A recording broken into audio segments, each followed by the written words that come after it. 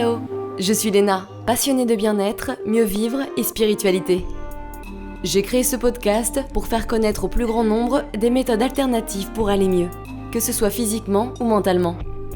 Quel que soit votre problème, quelles que soient vos croyances, restons ouverts, restons curieux et testons. Bonjour à tous, alors aujourd'hui je fais le point sur les super aliments avec Jean-François Amerle, créateur de la filière Solsemilla et Atelier Totum, très réputé à Paris. Sensible à son héritage péruvien, il nous parle de son parcours de vie, de sa vision de l'alimentation dans les années 90, très avant-gardiste pour l'époque, et de sa quête de producteurs artisanaux et de circuits de distribution à dimension humaine pour lancer ses super aliments, tout en respectant au mieux notre planète avec un commerce équitable et un vrai. On parle aussi du restaurant Solsemilla, créé en 2010, où l'on trouve les meilleures assiettes végétales de Paris, enfin pour moi, mais je sais que je ne suis pas la seule, et comment il a, avec son équipe, réussi à nous concocter des plats délicieux végétaliens bourrés de super aliments, ou comment allier nourriture saine et gourmandise. Avis aux personnes qui pensent que les légumes c'est barbant et sans intérêt. D'ailleurs, je vous conseille leur cours de cuisine qu'ils organisent une fois par mois. Ça permet de savoir mieux les utiliser dans notre cuisine. Je l'ai fait 2 fois et franchement je ne regrette pas, je leur ferai d'ailleurs. Il nous apporte également son expertise sur les super aliments, quand les utiliser et pour quelles raisons, pour que vous puissiez les connaître davantage et consommer ceux qui pourraient vous être bien utiles à certains moments de votre vie. Bref, Jean-François est passionné, ça se voit clairement, il aime partager, faire goûter aussi, c'était bien sympa de se faire accueillir aussi bien, j'avais plus faim ni soif après. J'ai passé un bon moment et j'espère que ça vous donnera envie d'essayer. Bon appétit, bonne écoute. Ah oui, j'oubliais, désolé pour l'écho, on était dans une salle de yoga vide, donc parfait pour se détendre la nouille, mais moins pour les podcasts. J'ai trifouillé, j'ai recherché, j'ai ajouté un plug, ça s'entend moins du coup, ouf. Enfin voilà, bonne écoute. Bonjour Jean-François. Bonjour Léna. Merci de m'accueillir dans les locaux de Solsemilla, enfin de l'atelier Totum. Ouais, un plaisir. Aujourd'hui, on va parler des super aliments, mais d'abord, est-ce que tu peux te présenter et nous dire qui tu es en quelques phrases ? En quelques phrases, je ne sais pas si je vais y arriver, mais je vais me présenter. Donc, je suis Jean-François Amerle. J'ai initié une aventure qui maintenant a presque 30 années d'existence, à savoir un lien avec des producteurs en Amérique du Sud à propos de produits qu'on appelle aujourd'hui super aliments, qui existent depuis la nuit des temps là-bas et qui me plaisent, me passionnent. Donc, mon travail, c'est de faire découvrir ces produits au public français. Alors j'ai envie d'en savoir un peu plus sur toi. C'est quoi ton parcours ? Qu'est-ce que tu faisais avant, si tu faisais quelque chose d'autre, et d'où tu viens ? Alors, moi, je suis français, je suis né près de Paris et ma mère était péruvienne. Je connaissais pas ce pays, le Pérou, et j'ai voulu le connaître quand j'avais 18 ans. J'ai pas poursuivi d'études particulières, j'ai lâché les études un peu avant le bac. J'avais envie d'autre chose et je me retrouvais pas dans le système classique d'éducation, donc j'avais envie d'apprendre des choses par moi-même. Et puis, j'ai eu la chance aussi très jeune, vers 17-18 ans, d'avoir été un peu initié à ce qui maintenant semble être une évidence pour beaucoup de personnes, à savoir l'importance d'une alimentation de qualité, les répercussions que ça pouvait avoir à tout niveau, social, écologique, etc. Donc j'ai eu la chance d'avoir assez tôt ce début de conscience, et je suis parti donc au Pérou pour connaître ce pays. Je pensais y rester quelques mois et finalement j'y suis resté une dizaine d'années pratiquement, et j'ai fait pas mal de choses là-bas, pas forcément en ayant en tête un plan de carrière par rapport à des super aliments ou une importation en France, mais j'étais intéressé par l'alimentation et j'ai découvert donc là-bas des aliments qui étaient vendus à l'époque facilement sur les marchés, qui étaient pour moi complètement nouveaux et qui me fascinaient, notamment je pense un aliment qui est assez central pour moi puisque je prépare pas mal de choses avec lui. Il s'agit du maïs mauve, un maïs ancestral péruvien.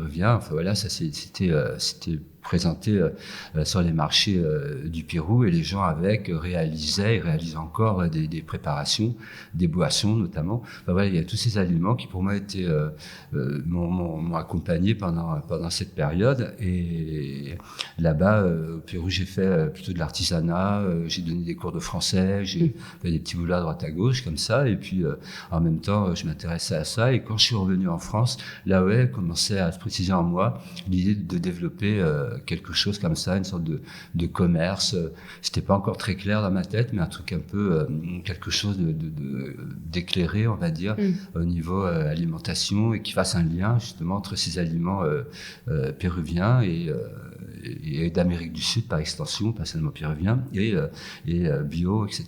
Donc j'ai commencé à mon retour en France à présenter certains aliments sur les marchés bio de Paris. D'accord, donc c'est comme ça que ça s'est concrétisé alors. Ouais. Une question comme ça, ta mère, est-ce qu'elle cuisinait avec ses super aliments ou pas du tout? Pas tant que ça. Tu les connaissais pas avant d'être Non, parti? vraiment très peu, peut-être. Non, mais vraiment très très peu. Quand des amis de ma mère passaient parfois, il y avait peut-être, peut-être le maïs mauve. Non, et encore, non, vraiment, non, je connaissais pas beaucoup. Ça veut dire quoi, Solsemilla? Alors littéralement, Solsemilla, ça veut dire soleil. Sol, ça veut dire soleil. Sol, ça veut dire soleil en espagnol. Et puis semilla, graine ou semence. Donc ça pourrait vouloir dire semence, graine de soleil. D'accord. Est-ce qu'au début, c'était que de l'import de produits, justement? Ça n'a pas été tout de suite de l'import en ce qui me concerne, parce que pour démarrer une importation, il faut quand même une organisation, une logistique, des capitaux que j'avais pas. Donc j'ai d'abord commencé à les ramener en sac à dos. Ouais, tout à fait. Tu sais, la première fois que je suis rentré en France, j'avais en tête de faire découvrir une algue que les Péruviens mangent. Enfin, quand on achète du poisson, quand on achetait, parce que malheureusement maintenant ça s'est un peu perdu, mais dans les années 80, quand on achetait du poisson, les poissonnières te donnaient un petit peu d'une sorte d'algue qu'on appelle là-bas mococho. Et moi j'adorais vraiment ça. C'est une algue très différente de celle qu'on connaît ici. Tu peux manger du poisson avec, mais tu peux la manger aussi nature, avec soit crue, soit en sauté avec pommes de terre et tout. Donc je m'étais dit ça pourrait être intéressant, et j'avais ramené un grand sac d'algues avec moi comme ça dans ma valise en retour du Pérou, en pensant que ça pouvait peut-être se commercialiser. Puis ça s'est avéré compliqué. Justement là, je me suis rendu compte que entre mes envies et la réalité économique et logistique et les douanes et tout ça, ça prenait quand même, il y avait des écarts. Donc j'ai mis ça entre parenthèses, et j'ai commencé à présenter, à aider des boîtes qui se lançaient dans ce domaine des super aliments qu'on n'appelait pas encore super aliments. Donc j'ai commencé à présenter d'abord le guarana, que je n'apportais pas directement. Ah, donc quelque part, tu étais devenu une sorte de commercial de super aliments pour présenter aux boîtes, c'est ça? On peut dire ça. J'ai commencé d'abord à présenter le guarana, qui était importé par une société qui existe toujours, qui démarrait à l'époque en même temps que moi j'arrivais, qui s'appelle Guayapi, et qui présentait donc du guarana. C'était son premier produit, puis c'est resté le produit emblématique de Guayapi. Donc j'étais en stage, et puis ensuite avec eux, puis ensuite j'ai fait du commercial aussi pour eux, puis j'ai ouvert le marché bio avec d'abord le guarana, puis j'ai vite eu envie d'ajouter des produits qui soient complémentaires et cohérents. Donc après il y a eu la spiruline, et peu à peu d'autres produits. Et au départ, donc j'ai acheté ces produits en France à des boîtes qui les importaient. D'accord. Et alors qu'est-ce qui t'a donné envie de le faire toi-même et de créer Solsemilla? D'abord ou comment tu as fait? Ça s'est fait un peu, de façon progressive. J'avais envie d'une certaine indépendance ici, puis de pouvoir vraiment être en lien avec le producteur. Ça me semblait être vraiment important pour plein de raisons. D'une part parce que j'ai des racines péruviennes, donc j'avais envie aussi de renouer en direct avec ces racines, et puis aussi d'y ajouter d'autres produits qui n'étaient pas commercialisés non plus. Je pense au maïs mauve, justement. Je pense à la maca. La maca, par exemple, c'est le premier aliment que j'ai fait venir directement du Pérou, et ça a demandé quand même du temps, parce que j'ai commencé ça en début des années 2000, quoi, tu vois. Donc et c'était pas du tout connu en France? Non, ça commençait à peine, on commençait à peine à en parler, mais... Donc merci Jean-François, parce que moi et ma sœur, on adore la maca. C'est vrai. On est hyper fans de la maca, ouais. Merci surtout aux Péruviens qui ont su l'acclimater il y a des millénaires déjà, et puis merci aussi à toute cette tous ces acteurs qui maintenant existent au Pérou et qui justement se consacrent à valoriser un patrimoine magnifique. Et donc en créant Solsemilla, est-ce que tu t'es entouré de personnes qui étaient compétentes dans d'autres domaines pour pouvoir créer justement un truc complet et que ce soit plus simple pour toi de faire de l'import de produits?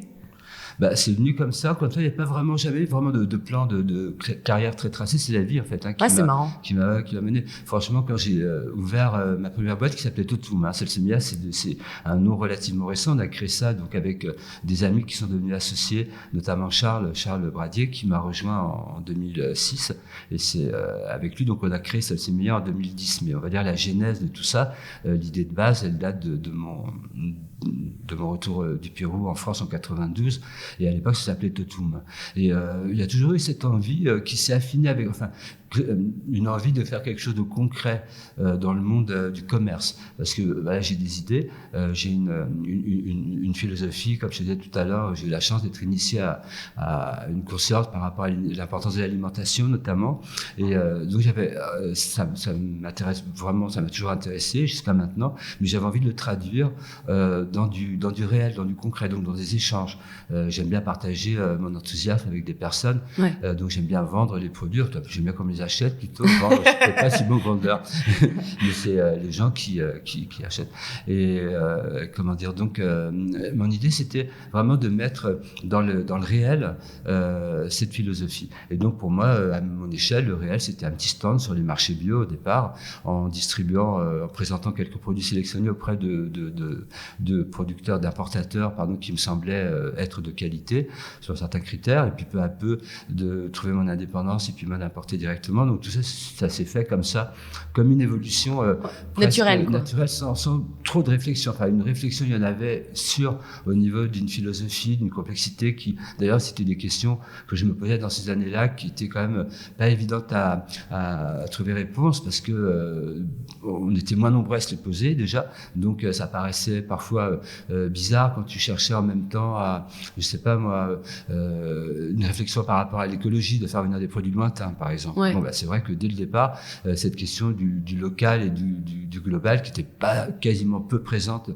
sur la scène médiatique dans les années 90, moi, elle m'est apparue comme c'était une des premières questions que je me suis posée. Et justement, je me suis interrogé alors de faire ça, parce que en même temps, faire venir des produits lointains, est-ce que ça a du sens? Donc, voilà, c'est pour te donner un exemple des questions que je me posais. Donc, puisqu'on parle des produits lointains global, en ce qui concerne ma réflexion par rapport à ça, c'était qu'effectivement, dans la grande majorité de tout ce qu'on trouve aujourd'hui qui vient de pays lointains, on devrait vraiment réfréner ça, vraiment le stopper pratiquement. Je veux dire, tous ces aliments frais qui sont poussés à coups de pesticides et qui vont traverser la terre pour les océans pour parvenir jusqu'à nous, pour avoir des cerises en hiver qui viennent du Chili, ou des haricots verts du Kenya, etc. Donc tout ça, c'est une aberration. Par contre, il me semble que présenter des aliments qui ont vraiment une spécificité, qui poussent dans les meilleures des conditions possibles, qui sont développés dans le cadre d'un commerce qui réfléchit justement aussi à comment tu rétribues les personnes, enfin ce qu'on appelle maintenant le commerce équitable, même si ce mot est parfois un peu dévoyé, mais en tout cas une réflexion qui allie tout ça. Là, ça a du sens de faire venir des produits lointains. Ça a du sens, d'autant que pareil, il y a une réflexion qui m'est venue très rapidement sur le fait que ces produits lointains que je présente, ça sera toujours des produits secs, des produits qui sont donc déshydratés et qui voyagent donc qui peuvent voyager lentement, qui sont pas tributaires d'une chaîne de froid, qui demandent pas de voyager par avion ni par conteneur réfrigéré, etc., et qui peuvent se stocker facilement et qui prennent peu de poids finalement. Et voilà, donc toutes ces réflexions-là sur l'écologie, sur le commerce, et ensuite, bien sûr, sur la qualité intrinsèque d'un produit, je me les suis posé assez tôt, et les réponses me sont venues finalement en faisant. Ouais, c'est vrai que t'étais assez en avance sur ton temps quand même. Je trouve qu'on en parle vachement maintenant, mais il y a 30 ans, c'était pas du tout le cas, ou beaucoup moins. Oui, c'était vraiment très marginal, ce type de questions. Moi, il y avait quand même, un petit cercle qui réfléchissait à tout ça, heureusement, mais oui, c'était très limité, c'était pas du tout relayé, en tout cas, ni d'un point de vue des instances officielles, ni des grands médias, etc. Donc, c'est vrai que on pouvait se sentir un peu seul parfois aussi. Oui, pas soutenu. pas soutenu, et puis avec des demandes qui n'étaient pas encore comprises partout. Je pense sur le transport écologique, par exemple. Bon, c'était pas dans l'air du temps. C'est pas dans l'air du temps. Ouais. L'air du temps, c'était même encore trop aujourd'hui, mais peut-être un peu moins. Mais c'était quand même d'abord développer quelque chose et que ça soit rentable et que ça marche financièrement. C'est vraiment le premier critère. Alors que pour moi, c'était pas le premier critère. C'est toujours pas. Je pense que si effectivement dans un exercice économique, il faut que c'est normal qu'il y ait une rentabilité et que pour faire perdurer quelque chose, faut évidemment que la rentabilité soit là, mais c'est loin d'être l'unique et le critère prépondérant, c'est sûr. D'où viennent les ingrédients bruts de tes produits et comment vous travaillez avec les cultivateurs locaux ? Alors la plupart viennent, comme je l'ai dit, du Pérou, mais pas seulement. Il y en a certains qui peuvent venir d'ailleurs aussi, du Brésil notamment. Pérou-Brésil, c'est en Amérique du Sud les deux pays principaux avec lesquels on travaille.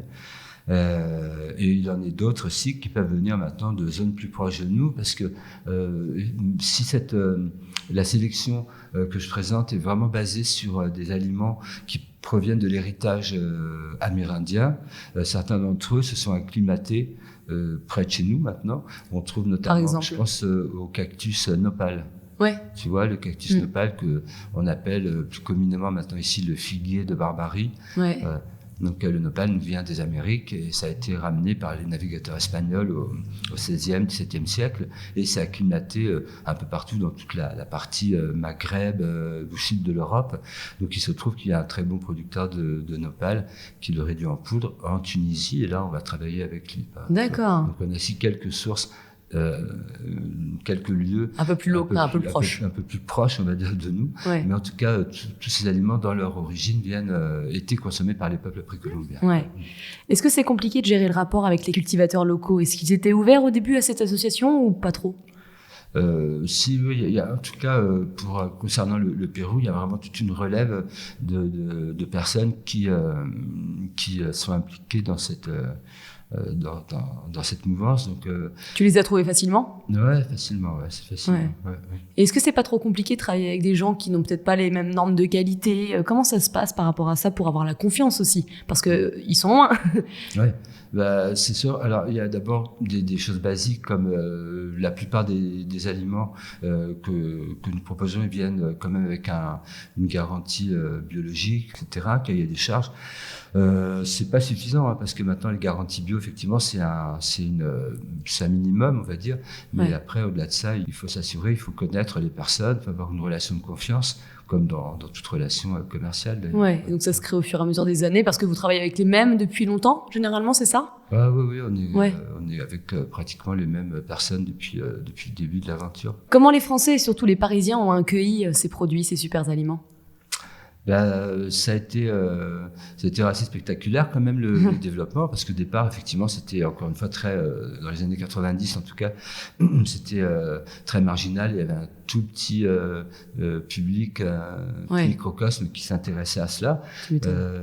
Mais bon, moi j'ai senti dès ces années-là qu'il y avait que ça parlait quand même pas à tout le monde, mais aux personnes qui se posaient en tout cas les mêmes questions que moi, il y en avait déjà. Ça parlait et puis ce nombre de personnes a évolué avec le temps. Aujourd'hui, on est quand même de plus en plus nombreux à s'intéresser à ces questions-là et donc forcément à rechercher aussi des aliments plus adaptés à nous nourrir nous correctement et à nous nourrir en prenant soin aussi de la terre, en prenant avec des considérations donc sociales, écologiques, etc. Donc ça se développe beaucoup. Maintenant, les gens sont beaucoup plus. C'est plus simple maintenant, j'imagine. C'est plus simple. Mais t'avais confiance quand même, j'ai l'impression, non, dès le début. J'ai l'impression que t'étais sur ta ligne droite, quoi. C'était cette ligne-là que tu devais prendre et t'avais confiance. Alors, je sais pas, peut-être que tu as douté de temps en temps, mais... Ah oui, c'était souvent nourri de doutes et même encore aujourd'hui, j'ai des doutes à d'autres niveaux parce qu'après, on peut aussi poser beaucoup de... Tout est très complexe de toute façon, rien n'est simpliste. Donc, même si ce mouvement est très chouette aujourd'hui, cette évolution, il y a aussi un risque de récupération, il y a des écueils de tomber dans le productivisme, enfin, c'est ce qui peut être le cas parfois pour certains. Donc, il y a toujours des doutes. Enfin, je pense que de toute façon, quand on croit en quand on on sent quelque chose plutôt que croire, parce que c'est plus sentir que croire.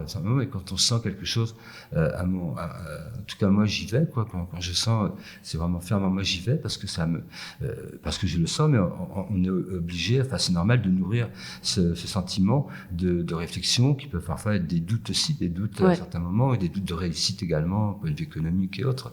Donc au départ c'était, ça me semblait être une évidence. Alors j'étais aussi peut-être un peu naïf par rapport à aujourd'hui, dans la mesure où il me semblait quand même, on était donc, je te dis, j'ai commencé dans les années 90, donc 92 exactement, et pour moi ça me semblait quand même, je pensais que le monde allait évoluer plus rapidement que ça vers de nouveaux rapports. Ça me semblait tellement, enfin, il me semble que c'est quand même les années où on commençait, même si ça semblait très petit, mais on commençait quand même à voir quand même apparaître justement des informations sur telle ou telle chose. Les gens commençaient à ouvrir les yeux sur plein de choses, aussi bien l'alimentation que les animaux, que l'écologie. Les animaux, le rapport, même les vêtements. Enfin, il y avait quand même toute une mouvance qui commençait à poindre comme ça. On sentait qu'on avait envie de cohérence. En tout cas, il y avait un besoin, puis que l'information était relayée et on commençait à disposer d'informations plus soutenues. Donc, pour moi, ça allait engendrer une prise de conscience qui allait répercuter sur une évolution du monde. C'est vrai que 30 ans après, même si dans notre secteur à nous, il y a une évolution, et je dis c'est presque exponentiel. Ceci dit, d'un point de vue mondial, on a encore pas mal de choses à régler. De boulot. Il y a beaucoup de pas sur la planche, et on ne sait pas trop. Donc on reste encore dans une incertitude. Et en même temps, si des choses se sont ouvertes, il me semble que d'autres problèmes se sont accentués. Donc voilà, pour dire. Donc à l'époque, en tout cas, il me semblait que ça allait être peut-être plus rapide. Donc c'est vrai que j'étais porté quand même par cette évidence de quelque chose qui allait évoluer vite. Ça a évolué certes, mais lentement. Mais lentement, et puis avec d'autres problématiques qui se posées après. D'autres problématiques, je te dis, par exemple l'histoire de la bio, que la bio soit vendue partout maintenant. À l'époque, moi j'aurais été le premier à m'en réjouir, c'est de me dire que la bio allait être vendue, mais vu comment c'est agencé aujourd'hui, je mets quand même pas mal de bémols à cet enthousiasme que j'aurais eu, tu vois, parce que les normes qui ne sont pas les mêmes en fonction des pays. Voilà, c'est ça, cette harmonisation des normes, parfois ces intérêts économiques aussi qui peuvent parfois apporter des complaisances, enfin des choses. Et puis une remise en question en profondeur qui est quand même pas complètement amorcée, parce que le fait de manger bio, de manger naturel, ça doit, à mon avis, accompagner une remise en question économique un peu plus profonde, de remise en question sur des modes de consommation, sur tout un tas de choses. Et même si on sait qu'il faut y aller, on voit bien que ça traîne quand même à être mis en pratique, quoi. Et être accompagné peut-être aussi par des instances plus macro-économiques ou macro-politiques, on va dire, qui l'accompagnent, à mon avis, très timidement, quoi. Oui, c'est clair. Les intérêts avant tout. Est-ce que tu retournes souvent au Pérou et au Brésil ? Pas beaucoup, mais là j'ai eu la chance d'y aller il n'y a pas longtemps, là j'en reviens, donc je suis un petit peu revigoré aussi, renourri on va dire, mais non, j'y vais à peu près si je dois faire une moyenne tous les 4 ans à peu près. Oui, surtout si tu travailles avec les mêmes personnes, maintenant ça y est, tu fais confiance, quoi. Oui, il y a ça. Et puis, en même temps, c'est vrai que c'est toujours bien d'être là-bas. Enfin, il y a quelque chose, j'aimerais peut-être un jour passer la moitié de mon temps là-bas et ici, mais on n'en est pas encore là. Il y a des choses à régler encore ici pour viabiliser cette aventure. Donc, voilà, pour l'instant, c'est tous les 4-5 ans. Alors, comment tu fais pour dénicher des nouveaux super aliments ? Est-ce que tu voyages un peu ? Est-ce que tu te renseignes, je sais pas, sur Internet et tu vas voir comment ça se passe ? Un peu les deux. Parfois, moi là, ça fait pas mal de temps que j'ai pas déniché comme type de nouveaux super aliments, parce que déjà, on en a quand même pas mal. On en a pas mal, on n'en a pas une quantité astronomique, mais à Solsemilla, on importe un peu moins d'une vingtaine, je crois, une quinzaine peut-être. Et puis pour chacun d'eux, ça demande beaucoup d'énergie à tout niveau, quoi, pour les produire, les amener en France. Ouais, c'est ça. Et puis aussi même pour les commercialiser, pour communiquer autour d'eux. On communique pas encore de façon peut-être complètement efficace. Ça demande beaucoup de travail, quoi, tout ça. Donc bon, c'est pas d'actualité d'en apporter de nouveau, enfin d'en présenter de nouveau. Même si j'aimerais bien, parce que c'est vrai que ça apporte quand même quelque chose. Puis de nouveau, d'attirant, d'attractif. Voilà, là j'en ai découvert certains. bien et c'est vrai que j'ai bien envie d'en parler, de les présenter, mais bon, faut faire ça tranquillement, quoi. Ouais, Donc, peut-être l'année prochaine, j'en aurai. Exciting. Et alors, l'ouverture du restaurant dans tout ça, vous vouliez aller plus loin? Ça s'est fait quand? L'ouverture du resto, elle s'est faite, le lieu même où se trouve le resto, et on l'a ouvert en 2007 avec Charles. Charles et moi, on était donc deux associés. Hein. Comme je t'ai dit, à un moment donné, quelqu'un m'a rejoint, un ami qui met tout ça et qui m'a rejoint, qui est devenu associé. C'est plus simple à plusieurs, j'imagine, c'est plus encourageant. Oui, bien sûr, on regroupe, ça fait des synergies quand ça marche bien, quoi, ça fait des synergies. Oui, si c'est la catastrophe avec les... Oui, et après, comme tout, c'est toute une question d'équilibre, parce qu'il peut faire synergie, peut après parfois être aussi problématique, hein, ça fait partie de tout ça, mais en tout cas, oui, là, la synergie a vraiment fonctionné, et c'était assez magique comme ça a pu se développer. Et donc, on a ouvert le lieu en 2007, et le restaurant, on l'a pas monté tout de suite, a dû se monter 2 ans après, à peu près entre 2008 et 2009. On a fait quelques tentatives, alors on sentait. Puis moi, j'ai toujours aimé quand même les faire goûter mes aliments. J'en faisais pour moi, pour mes amis, pour les clients, comme ça, vite fait. Je mélangeais, mais c'était pas encore très, très abouti. Mais il y avait un truc comme ça qui me parlait. Pareil, rien de très clair, mais ça s'est affiné avec le temps. Puis il s'avère que, en ayant un lieu posé comme le lieu qu'on a, donc rue des Vinaigriers, avec de quoi cuisiner, on a lancé une cuisine. T'aimes bien faire partager, quoi. T'aimes bien faire découvrir tout ce que tu découvres. Ouais, j'aime bien ça. Ouais. Non, c'est bien. Et donc, c'est un restaurant hyper original avec des bonnes saveurs. Moi, je sais que j'en ai jamais goûté. J'ai jamais goûté des plats comme ça ailleurs, pour être honnête. J'adore, hein. Je suis fan. Ouais, merci. C'est toi qui as créé ces recettes? Est-ce que tu as pris des cours de cuisine au Pérou ou tu as fait un mélange à ta sauce? Comment ça s'est passé? Toujours, moi, je suis vraiment instinctif, hein? Un peu autodidacte, instinctif. J'ai toujours non, on peut même pas parler vraiment. Si, il y a quelques recettes quand même pour certaines préparations, mais c'est plutôt une méthode. Ouais, on peut dire ça comme ça, une façon de faire que chacun peut adapter. Et c'est ça que j'aime vraiment bien dans cette histoire. Encore une fois, c'était pas vraiment prémédité. On a tâtonné quand même au début parce que, voilà, c'est ça, c'est toujours pareil. C'est mettre en conformité un rêve et une réalité. Donc, dans le rêve, on pourrait imaginer plein de cuisines différentes avec ces super aliments. On peut faire des sautés de légumes tout de suite et puis tac. Mais bon, après, c'est une sorte de place. Enfin, il y a des contraintes matérielles qui t'amènent à moduler ton rêve. Et du coup, tu fais quelque chose de bien. C'est un peu comme ça qu'on a créé cette cuisine qui te plaît. J'en suis ravi, qui plaît aussi à d'autres personnes. Tu vois, c'est chouette. Du coup, comme tu le sais, notre lieu, il n'est pas énorme.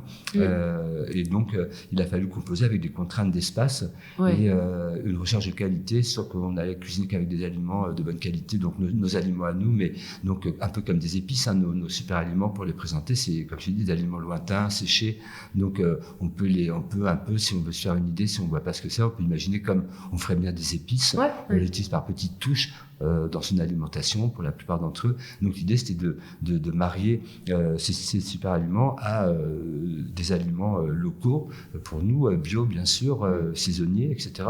et cuisiner de la meilleure des façons possibles dans les contraintes qui sont les nôtres, hein, donc une cuisine, une taille limitée de cuisine, etc. Donc peu à peu est venu de faire une cuisine un peu assez simple finalement. Après, ce qui va faire la différence, c'est les sauces, les préparations, Mais ça fait toute la différence.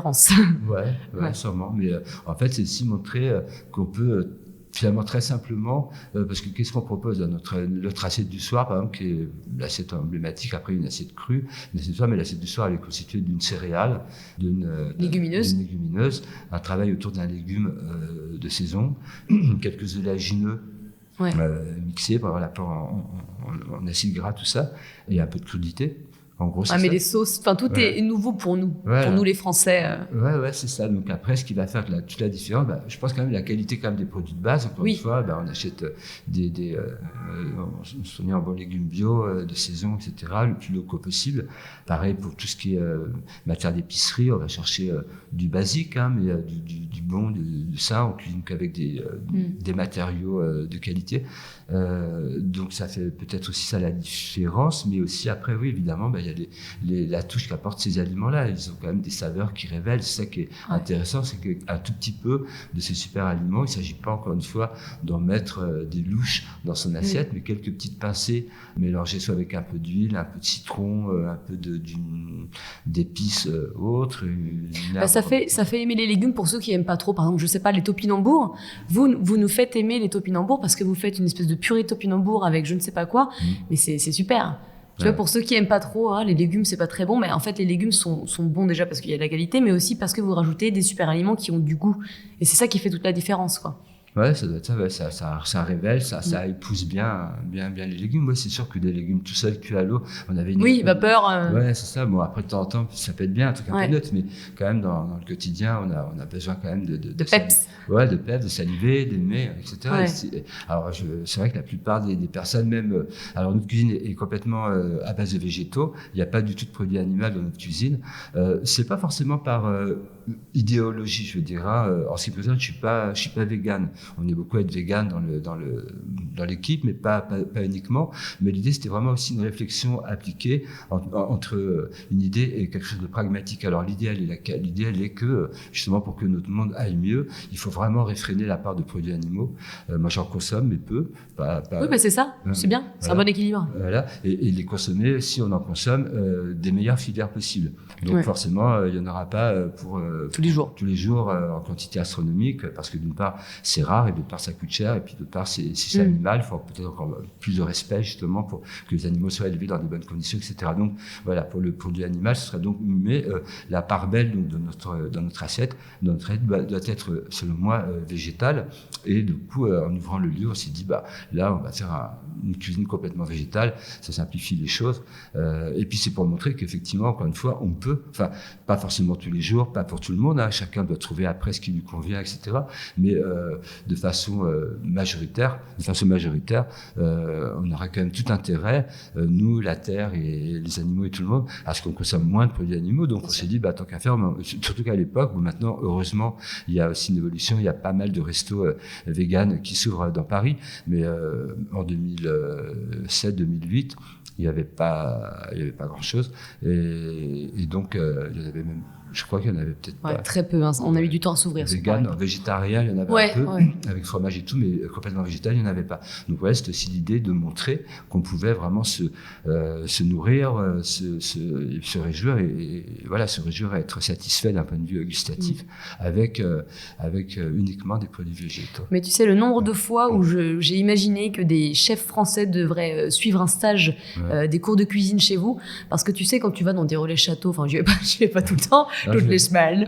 Mais généralement. J'en ai marre de relais châteaux. Voilà, j'en ai marre des relais châteaux. Mais en fait, généralement, ils te proposent justement des légumes vapeur et un sorbet de fruits, quoi. Globalement, c'est ça. Quand t'es vegan, t'as droit à ça. Et en fait, les gens pensent que c'est pas bon manger que des légumes, ou etc. Enfin, ils pensent vraiment très simplement. Alors que s'ils venaient chez vous, ils verraient comment ça peut être délicieux et hyper nourrissant, quoi. Tu vois. Enfin, voilà, juste une aparté, mais je pensais à ça. Okay, alors, un message au grand chef, bienvenue. Ça, c'est bien. Elle est obligatoire, comme le stage militaire. Ça, il y aura besoin maintenant pour le nouveau CAP de cuisine, il faudra passer par. Mais oui, mais ça serait bien ça. Ouais, mais je pense qu'il y a effectivement, alors, en toute humilité, il n'y a pas que nous, enfin, je veux dire d'autres aussi, peut-être, mais en tout cas, oui, passer par alors, je reviens justement au fait de cuisiner complètement végétal, mais évidemment pas, comme tu viens de le dire, vapeur et puis coulis de framboise et je sais pas quoi, mais faire des choses bonnes, goûtues, c'est super intéressant, parce que ça peut sembler une contrainte pour justement, quand on a des idées encore un peu classiques, françaises, etc., de cuisine, où si tu mets pas de beurre, si tu mets pas de fromage ou de viande pour donner du corps, ça va être fade. Donc, effectivement, quand on est habitué à ça, au début, on est un peu dérouté, mais justement, ça développe aussi une créativité. C'est super motivant pour une personne qui cuisine de se dire, voilà, je vais faire quelque chose qui soit bon avec justement que des produits végétaux. C'est vraiment... c'est un bon challenge. C'est un bon challenge. Et puis finalement, ça ne le devient même plus, parce qu'après, une fois que tu as acquis quelques bases, c'est adopté. Ouais, c'est adopté, c'est pas compliqué, quoi. Non, ouais. On va parler un peu plus des super aliments maintenant. Donc pour ceux qui ne savent pas, est-ce que tu peux nous dire ce que c'est ? C'est une définition assez ouverte. On ne peut pas avoir un maître mot pour dire mot-clé, pour dire qu'est-ce qu'un super aliment. Bon, d'abord, c'est vrai que c'est un terme qui peut paraître un peu. On a réfléchi quand même avant de l'adopter ce terme-là, parce que moi, je savais pas. Quand j'ai démarré mon activité, souvent je disais, on me demandait ce que c'était, ce que je vendais des compléments alimentaires. Je disais, non, c'est pas des compléments alimentaires, mais même si effectivement, il y a quand même dedans certains d'entre eux contiennent des records en vitamine C ou nanana, mais c'est pas des compléments alimentaires, c'est des aliments. Alors les gens, aliments, c'est des aliments, mais avec un grand A. J'ai dit souvent des grands. Et puis après, j'ai entendu parler du terme superfood des États-Unis. Et puis, même si ça peut sembler un petit peu marketé, etc., moi je trouve que c'est un terme intéressant parce que justement il interpelle. On se demande qu'est-ce qu'on entend par là. Justement, qu'est-ce qu'on entend par là, super aliment. Pour l'instant, chacun, je pense, met un peu, en tout cas parmi les acteurs du monde des super aliments, les acteurs économiques, les boîtes qui sont dedans. Je sais pas comment. Il n'y a pas une charte encore, qu'est-ce qu'un super aliment, mais en tout cas, en ce qui me concerne, moi, j'ai développé quand même une réflexion autour de ça, et il y a quelques critères comme ça qui me permettent de dire, on peut dire que c'est un super aliment. Alors, je vais me contredire, mais tant pis, j'ai envie de dire que tous les aliments sont des super aliments. Donc, finalement, okay. Par les vitamines qu'ils proposent, c'est ça? Parce qu'ils peuvent apporter. Si on regarde l'histoire des aliments, des fruits, des légumes, etc., c'est vraiment une saga incroyable, et que l'homme s'est ingénié à acclimater, après à domestiquer un peu pour en avoir suffisamment, et il a pu faire des choses magnifiques, comme il a pu faire des choses regrettables, et c'est malheureusement la plupart du temps ce qui se passe avec les productions massives actuelles. Les OGM. OGM, on est encore dans l'extrême, effectivement, même sans aller jusque-là, les cultures comme ça, les monocultures de produits, etc. Là, un aliment de bonne qualité, un super aliment, peut devenir un aliment médiocre ou un aliment mauvais. Prenons l'exemple extrême, justement, tu parlais OGM, prenons l'exemple du maïs. Le maïs, à l'origine, nous vient des Amériques aussi. Le maïs, c'est un aliment qui a été consommé pendant des millénaires en Amérique précolombienne de façon magnifique. C'était vraiment un aliment cadeau. D'ailleurs, il y avait toute une cosmogonie autour du maïs. Les hommes pensaient être les fils du maïs et qu'ils devaient la vie au maïs. Il y avait toute une interaction entre l'homme. Cérémonie ou des une cérémonie, je sais pas, mais en tout cas dans leur vision du monde, ils se définissaient comme ça, effectivement. Dans le quotidien, chaque foyer, chaque maison, il y avait un peu de maïs autour de la maison avec d'autres aliments, mais là on était dans ce qu'on appelle aujourd'hui la permaculture. Et voilà, et donc dans ce cadre-là, le maïs avait complètement sa place avec d'autres aliments à côté, etc. Et là on avait quelque chose de vertueux avec même quelques variétés de maïs qui étaient particulièrement riches en nutriments. Je repense au maïs mauve qui fait partie de notre gamme. Donc là, on a affaire à un super aliment au départ, le maïs, et qui est devenu au fil du temps une triste histoire, puisqu'aujourd'hui c'est un aliment problématique au niveau des cultures, problématique au niveau des nutriments qu'il n'apporte plus. Oui, c'est ça. Donc c'est pour ça, en fait, tout dépend. Finalement, il y a vraiment une interaction entre la graine qui va devenir un aliment qu'on va manger et l'homme, et la façon dont l'homme intervient pour avoir à disposition cet aliment. Voilà, donc en gros c'était un peu la partie vaste des choses. Maintenant, si on veut être précis par rapport à aujourd'hui, un super aliment, moi j'entends par là, donc en ce qui me concerne, c'est vraiment orienté, comme je l'ai dit, autour des aliments précolombiens. Donc la plupart viennent de loin, viennent du Pérou ou du Brésil ou d'Amérique du Sud. Donc d'abord, un super aliment doit être un aliment qui contient des nutriments intéressants. Des nutriments spécifiques, soit par une quantité particulière. Je pense à l'acérola, par exemple, la petite cerise acérola qui contient un taux de vitamine C très important. Je pense à la graine d'urucum qui contient un taux de bixine, bêta-carotène très important aussi, un des records de tous les végétaux. Donc il y a une histoire d'apport nutritionnel particulier. Donc ça, c'est un point pour dire qu'un aliment peut être un super aliment. Et ensuite, il y a la façon dont il est produit ou dont il pousse. C'est-à-dire que pour nous, un super aliment doit pousser dans des zones, dans des écosystèmes en bonne santé. Oui, bien sûr, oui.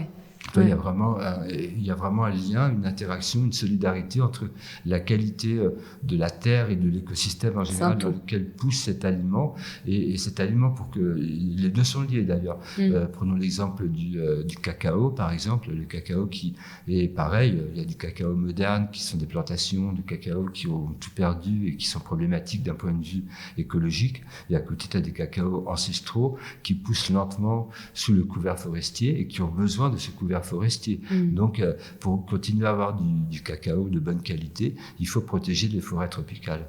Bien sûr. Sinon, on n'aura pas ce cacao qui sera riche en nutriments. Donc, on voit, tu vois, un super aliment est forcément, solidaire de l'écosystème qui le produit, dans lequel il pousse. Donc, il y a aussi ces zones-là. Un super aliment, donc, doit venir de zones en bonne santé, qu'on va donc préserver. En tout cas, si on souhaite préserver ce commerce de super aliments, il faut préserver des écosystèmes en bonne santé. Donc, ça induit forcément une autre façon de les cultiver ou de les cueillir quand il s'agit de cueillette, et de les acheminer jusqu'à nous. Pourquoi on en parle de plus en plus dans nos jours ? Est-ce que c'est parce qu'on manque de plus en plus de nutriments, parce que nos sols sont complètement pauvres en apport, ou est-ce que c'est parce qu'on mange mal ? À ton avis, qu'est-ce qui fait qu'on en parle de plus en plus ? Il y a un peu de ça aussi. Ouais, je pense qu'on on a appauvri quand même beaucoup de choses. On sait bien qu'aujourd'hui, on a les teneurs nutritionnelles des aliments de base ont énormément baissé. Je me souviens plus du chiffre exact, mais c'est C'est inquiétant. C'est inquiétant, hein, c'est au moins 40%, je crois, par rapport aux années 1950, peut-être avant, enfin, la première moitié du XXe siècle, ça a baissé pas loin de 40, je crois, 40% ou un truc comme ça, donc c'est énorme. Donc forcément, oui, on a quand même des aliments qui sont, une alimentation qui est forcément appauvrie, donc il y a besoin de chercher quand même des réponses extérieures, donc supplémentaires. Donc c'est pour ça que on peut aussi faire appel à parfois des compléments alimentaires, ce qui peut être une bonne réponse dans certains cas, mais qui revient quand même à prendre encore une fois même si c'est des compléments alimentaires de bonne qualité, et même si dans certains cas c'est judicieux. Moi, il m'arrive d'en prendre ou d'en recommander à certaines personnes, mais à mon avis ça reste ponctuel, le complément alimentaire, alors que là dans le super aliment on a quand même un aliment entier, un aliment dans son totum qu'on va intégrer dans sa cuisine et qui contient une quantité de nutriments considérable, que ce soit des vitamines ou autres. Donc oui, il y a un besoin, je pense, d'enrichir, en tout cas dans le sens nutritionnel, notre alimentation. Mais c'est pas que ça, à mon avis. C'est pas que pour cette raison.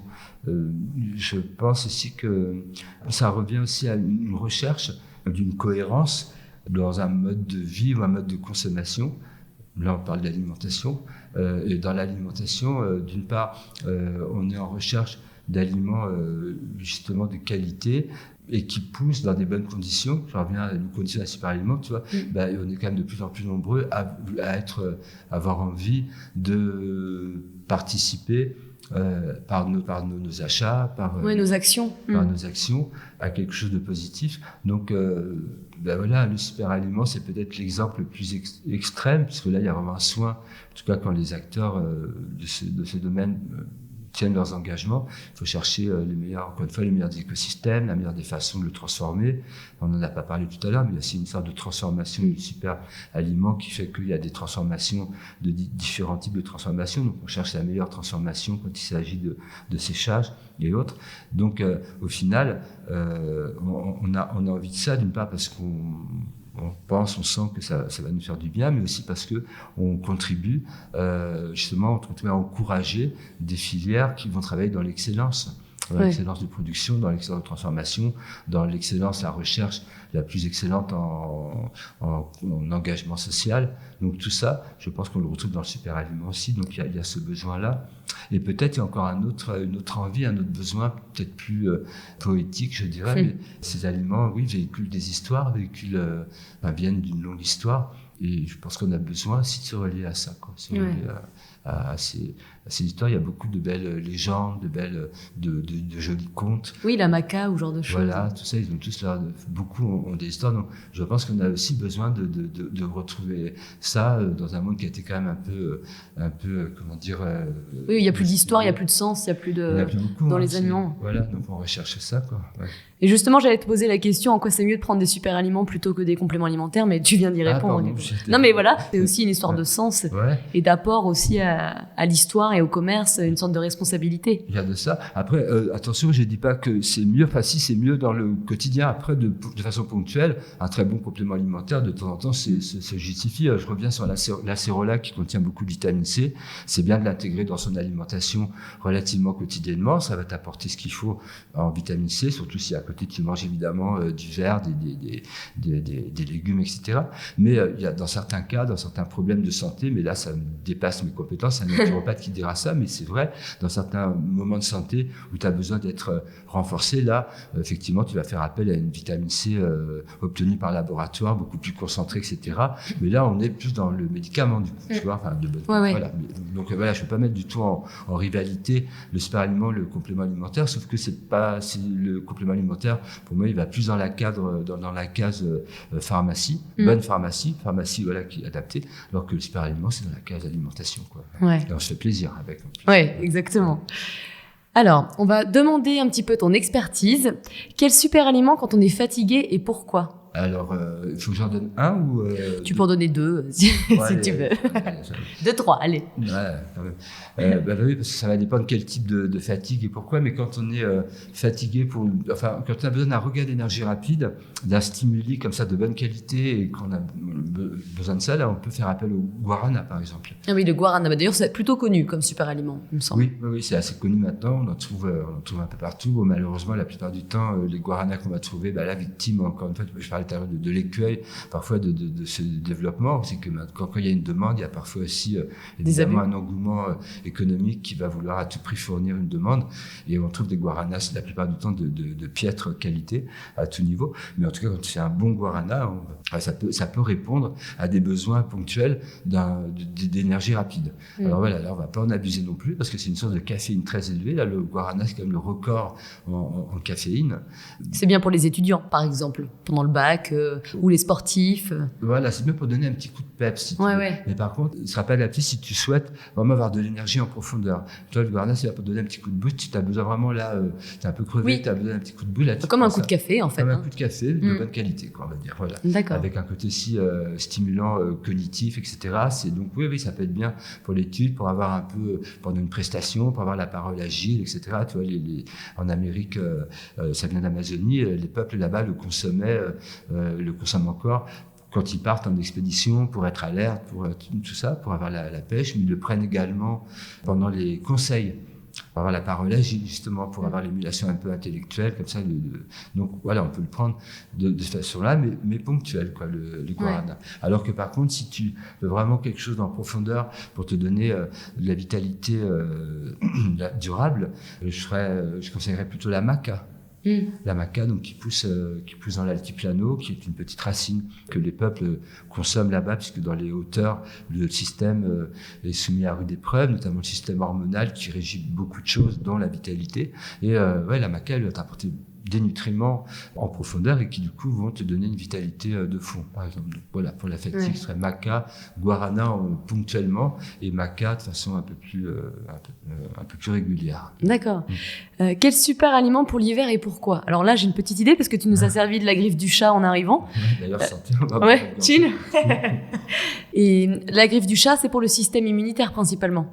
Oui, on peut résumer à ça. La griffe du chat, c'est vraiment une alliée du système immunitaire. Il s'agit d'une liane qui pousse en Amazonie, dont le biais est utilisé en décoction. On fait bouillir le biais de la liane dans un petit peu d'eau. Et on va boire ça, et oui, ça renforce les défenses immunitaires. De façon très très intéressante parce qu'elle s'adapte aux personnes qui la consomment. C'est une plante adaptogène et qui va faire un travail immunomodulant. En fonction des besoins de notre système de chacun. Il va faire que ton système immunitaire fonctionne au mieux pour toi. Ouais. Donc pour l'hiver, c'est très bien. En règle générale, quand on prend de la grippe du chat un petit peu avant, on évite souvent quand même tout ce qui est rhume, les désagréments de l'hiver. Hein, avec un peu d'acérola peut-être pour apporter aussi la vitamine C justement.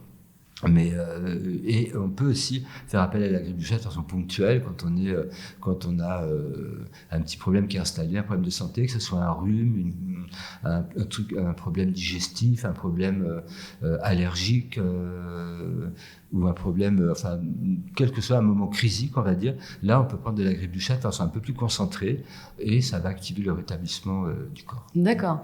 Est-ce que du coup tu mélanges la grippe du chat et puis l'acérola ? Tu la mets dans la même préparation ou... Ah oui, on peut faire des beaux mélanges avec grippe du chat, acérola. On peut faire pas mal de mélanges de toute façon avec. C'est ça qui est bien. Les aliments peuvent bien se marier les uns avec les autres, pas tous forcément, mais la plupart, oui. Donc la grippe du chat, acérola, ça va bien ensemble. Ouais. Moi, j'aime bien mélanger la grippe du chat avec le nopal, dont on parlera peut-être tout à l'heure. Non, vas-y, dis-nous ce que c'est, profitons-en. Là, oui, comme peut-être c'est par rapport. C'est pas grave, vas-y. Allez. Alors souvent, moi, une des préparations basiques quand même, c'est un peu de grippe de chat avec un peu de nopal, de poudre de nopal dedans, et puis qu'on va boire comme ça, nature, ou avec, pourquoi pas, un peu d'acérola aussi. Mais en tout cas, grippe du chat nopal, ça fait un très beau mélange. Alors le nopal, c'est, je crois que je l'ai dit tout à l'heure, un cactus. Ouais, c'est figue de Barbarie, c'était ça que tu disais. C'est ça, on appelle les figuiers de Barbarie, donc c'est des gros cactus là en forme de raquettes de tennis, les feuilles. Ouais. Et, c'est trop ça. Les grosses, des oreilles de Mickey aussi, on dit. Et ces feuilles donc contiennent des nutriments très très bénéfiques pour nous, alors notamment parce qu'ils vont apporter de la pectine, un type de pectine. La pectine, c'est une substance qui épaissit un peu les préparations. Donc le nopal en poudre justement peut être intéressant aussi dans la cuisine parce qu'il va apporter un peu d'épaisseur à tes sauces, à tes un peu comme la gomme de Goire. Moins quand même, hein, ça va pas figer autant, ça va apporter plutôt un petit velouté, quoi, tu vois, on va dire. On va pas non plus en mettre des tonnes pour que ça puisse épaissir, et puis ça serait ça serait trop, c'est un goût assez neutre, un petit peu vert, mais justement, si tu en mettais suffisamment pour épaissir comme la gomme de Goire, là, ça serait trop vert. Donc non, l'idée, c'est quand même pas de l'utiliser comme un épaississant, comme l'agar-agar ou la gomme de Goire, mais ça apporte quand même une légère viscosité, on va dire, aux préparations. Et cette pectine, donc, qui est responsable de cette viscosité, cette pectine, elle va envelopper l'estomac et elle va le protéger, en fait, réguler, améliorer tout ce qui est échange gastrique.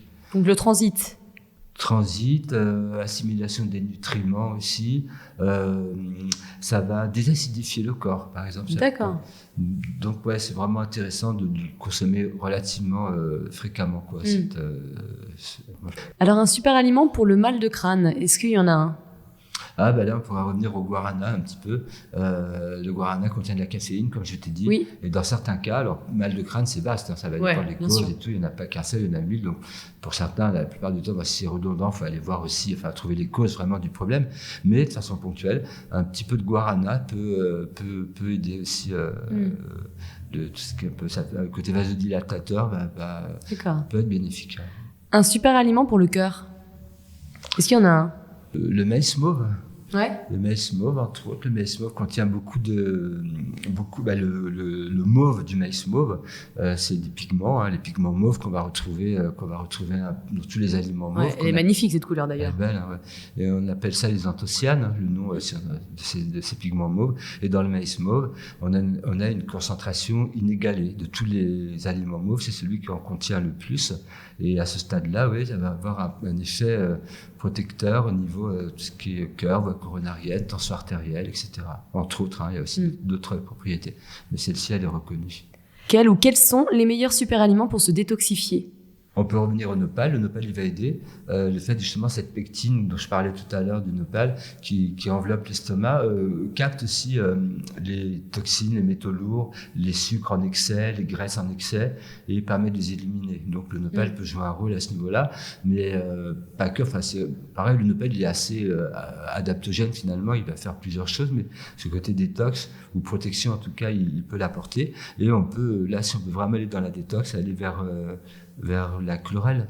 Ouais, je pensais à la chlorelle, justement. Ouais. La chlorelle, là, on a vraiment affaire à alors là, on est dans la famille des algues bleues, qu'on appelle communément comme ça, qui sont même pas vraiment des algues. C'est des formes de vie encore plus anciennes que les algues, des formes de vie microscopiques et donc bleues parce qu'elles contiennent un pigment bleu.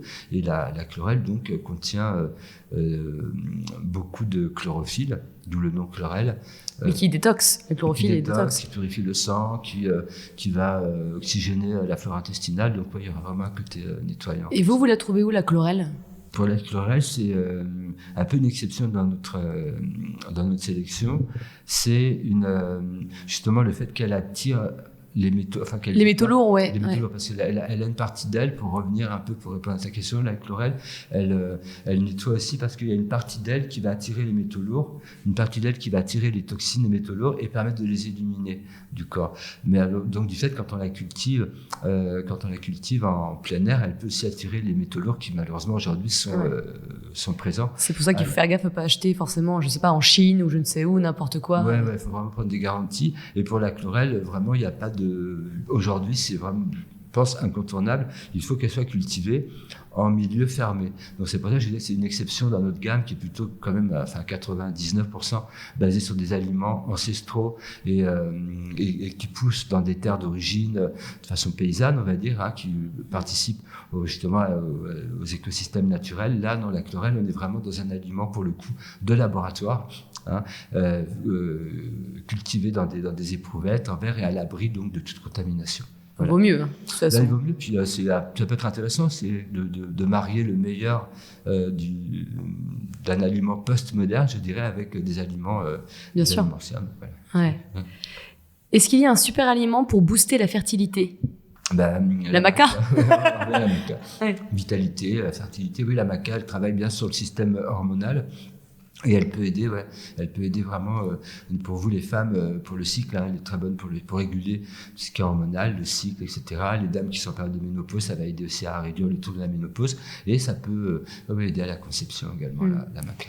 Un super aliment pour aider à éliminer, pour celles qui veulent perdre du poids ou éliminer un petit peu, je sais pas, la rétention d'eau.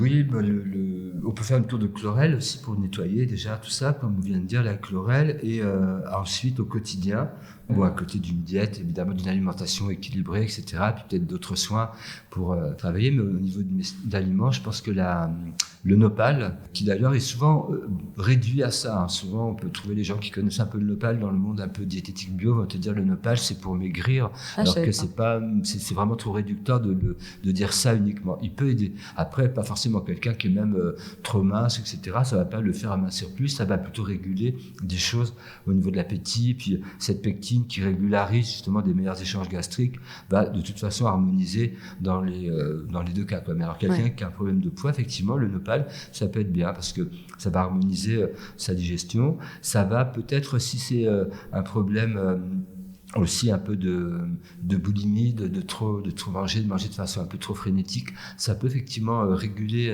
l'appétit. Je ne dis pas couper l'appétit, mais en tout cas le réguler. Donc ça c'est recommandé. Et à côté de ça, je rajouterai un petit peu de guarana.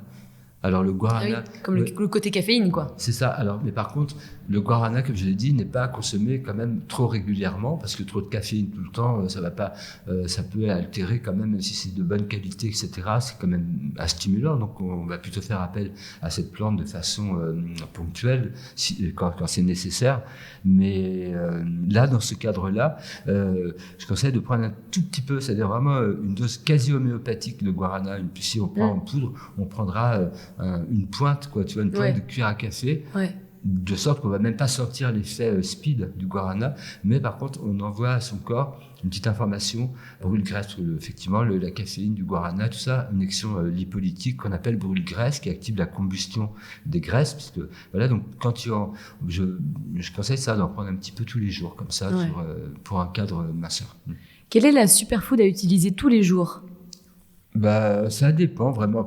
L'idéal, pour moi, la lecture, alors c'est bien pour faire connaissance avec un aliment quand on sent qu'il va répondre à quelque chose qu'on a envie d'améliorer en soi, que ce soit on parle de vitalité, digestion, etc., détox, on va faire des cures. Mais ensuite, on peut aussi en avoir chez soi, comme dans un placard, on a des épices, et les intégrer au feeling dans son alimentation. Donc du coup, c'est des petites touches qu'on va intégrer comme ça, sans que ce soit forcément régulier tous les jours, tout le temps, mais comme ça, de temps en temps, on va on se prend pas la tête quand on le met de manière intuitive dans son petit plat. Une fois qu'on a fait connaissance avec eux, c'est pour ça qu'au départ, effectivement, c'est un peu un nouveau monde, donc ça donne quand même une petite approche et tout, puis même avec quoi on va l'intégrer, mais il faut pas avoir peur non plus, il faut faire des tests, franchement, on risque plutôt de faire des choses réussies que ratées, quoi. Évidemment, on va pas mettre une louche d'un super aliment dans son riz ou dans sa salade, mais voilà, en mettant des petites pointes, on goûte, j'aime bien, du coup on en met un peu plus, on va rajouter. Puis le palais s'habitue en plus. Oui, on peut s'habituer, puis du coup ça développe des idées, et on peut donc les intégrer comme ça, de façon régulière, mais enfin pas systématique, mais comme ça relativement fréquente, quoi. Donc tous les jours, je sais pas, peut-être quand même le nopal, quand même. Je reviens au nopal, si on devait être quotidien, il me semble vraiment pour plein de raisons qu'à notre époque, le nopal est vraiment, enfin à notre époque il a toujours été, puisque dans les temps anciens, les peuples précolombiens le consommaient, mais aujourd'hui il a vraiment sa place, parce que je te dis, c'est d'une part un aliment qui pousse partout sans rien demander, on peut en avoir facilement, quoi. Il y a aussi ce côté durabilité, écologique, etc. Donc on peut facilement obtenir du nopal. À notre époque, on est quand même amené à respirer pas mal de choses pas bonnes, avoir des toxines, tout ça. Le nopal va protéger. Puis on a souvent tous une imperméabilité intestinale. Enfin, il y a beaucoup de problèmes gastriques, je dirais maintenant. Oui, c'est vraiment je pense que la base, de toute façon, c'est pas nouveau. Les Chinois le disaient dans leur approche, les racines de la santé, c'est les intestins. Ça a toujours été. Et aujourd'hui, c'est soumis vraiment le deuxième cerveau.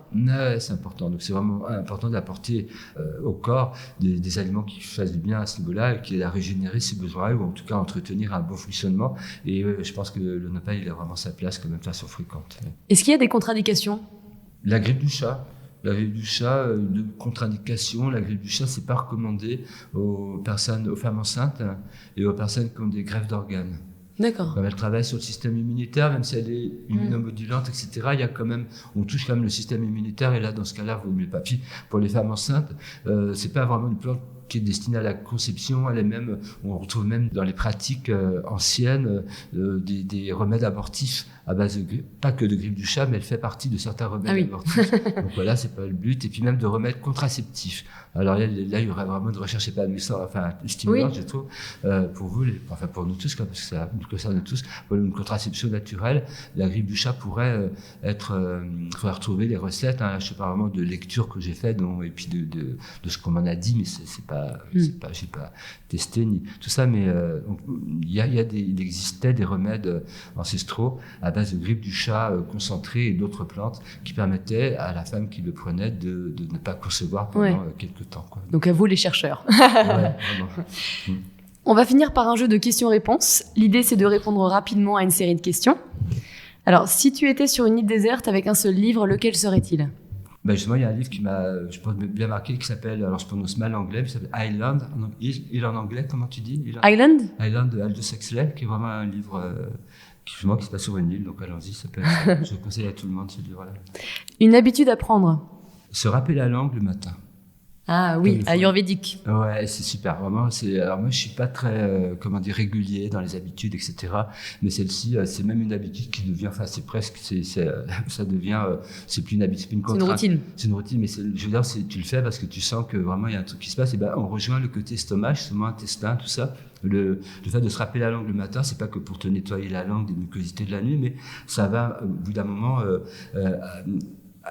stimuler un réflexe de l'estomac. Tu sens que ton estomac, tu le réveilles un peu, et ça fait vraiment beaucoup de bien. Je pense que c'est une pratique que je conseille à toi et qui est vachement facile en plus. Oui. Une habitude à supprimer. Avoir des habitudes, peut-être, à part celle du rap-langue. Qu'est-ce que tu peux conseiller aux gens qui veulent manger plus sainement ?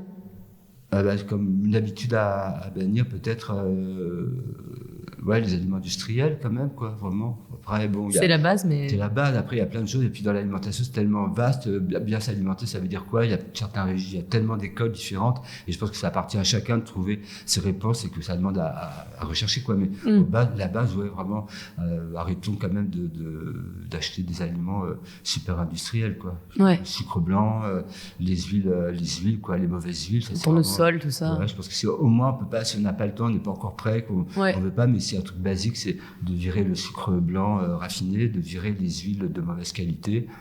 Et peut-être les mauvais pains, les farines, les super farines blanches. Voilà, oui, on a tellement de farines, on s'est juste habitué à la farine de blé, mais il y en a tellement qui sont super. Ouais. Je pense à la farine de châtaigne. Moi, j'adore faire des crêpes avec de la farine de riz, de châtaigne. Ah ouais, non, il y a plein de choix, il y a plein de diversité possible. Donc, encore une fois, on a beaucoup réduit pour des raisons économico et puis peut-être des raisons d'état d'esprit, je sais pas, aussi à notre niveau. Mais maintenant, justement, dans une époque où on devrait développer plein de diversité, plein de possibilités, quoi. Qu'est-ce que tu pourrais dire à ton plus jeune toi, 20 ans auparavant? Vas-y. C'est ça, n'aie pas de doute, c'est fonce. Ouais, et confiance. Voilà, et confiance. Ouais. C'est ça, à 20 ans, ou même à 30 ans, on manque de confiance. Je crois que c'est ça le problème. Ouais, je crois qu'on en manque toute la vie, en fait. Ouais. C'est pas qu'il faut se le dire toute la vie. Ouais. Mais en même temps, on en a.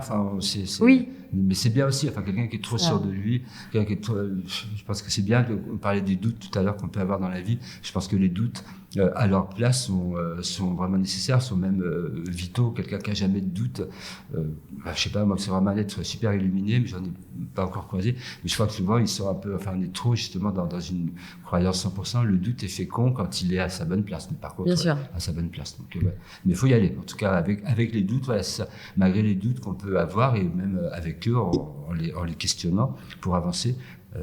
C'est constructeur, quoi. Ouais, c'est ça. Où est-ce qu'on peut te trouver? Ici. Donc l'atelier Totum? Ouais, l'atelier Totum. Alors, l'atelier Totum, tu sais, là où on parle là ensemble, c'est cet atelier où je prépare toutes mes boissons là, à base de maïs mauve et autres. Et ça se passe au Lilas. C'est à côté du métro Mairie des Lilas. On peut me trouver là donc dans la journée. En général, alors c'est pas encore un lieu ouvert au public comme ça, donc c'est plutôt ce rendez-vous que je reçois. Après, il y a des personnes qui viennent faire aussi leur yoga, parce que c'est un lieu en même temps, il y a des activités de yoga et d'autres activités comme ça, artistiques aussi ici. Donc, on peut nous trouver. T'es aussi à Solsemilla, souvent. Et voilà. Et enfin, du mercredi soir au samedi soir, on me trouve à Solsemilla, au resto boutique Solsemilla, où je suis là pour accueillir les personnes qui viennent. Et puis enfin aussi, surtout, de toute façon, depuis le début, on me trouve le samedi matin et le dimanche matin sur les marchés bio, là où l'aventure a commencé. L'aventure elle a commencé vraiment sur ces marchés avec un petit sac à dos, une petite table de camping, et puis voilà. Et je continue à être sur ce marché, sur ces deux marchés, le samedi matin boulevard des Batignolles et le dimanche matin boulevard Raspail, tous les samedis et dimanches matin. Eh ben super, merci Jean-François. Ouais, merci.